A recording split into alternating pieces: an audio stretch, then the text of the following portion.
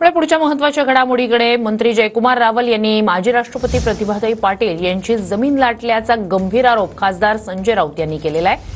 जयकुमार रावल अत्यंत भ्रष्ट कारभार करणारे मंत्री आहेत असंही संजय राऊतांनी म्हटलंय। जयकुमार रावल यांनी बँकेत कोट्यवधींचा घोटाळा केल्याचाही आरोप संजय राऊतांनी केलाय। रावल यांच्याबाबतची सर्व माहिती फडणवीसांना देणार असल्याचंही राऊतांनी म्हटलंय।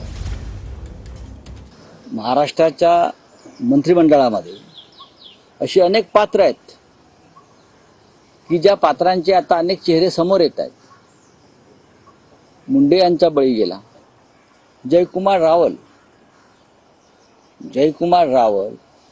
यांनी जी रावल कोऑपरेटिव्ह बँकेमध्ये जे घोटाळे करून ठेवलेले आहे कोट्यवधी रुपयाचे, हे अत्यंत गंभीर आहे। जनतेचा पैसा कशा प्रकारे खोटी कर्जदार कुटुंबातले निर्माण करून कोट्यवधी रुपये कसे लाटले, हे प्रकरण देवेंद्र फडणवीस यांच्याकडे मी माझं काम चालू आहे पाठवणार। आणि मला त्यांना विचारायचं आहे, तुम्ही तुमच्या आसपासच्या लोकांना जनतेचा पैसा लुटण्याचा परवाना दिलेला आहे का?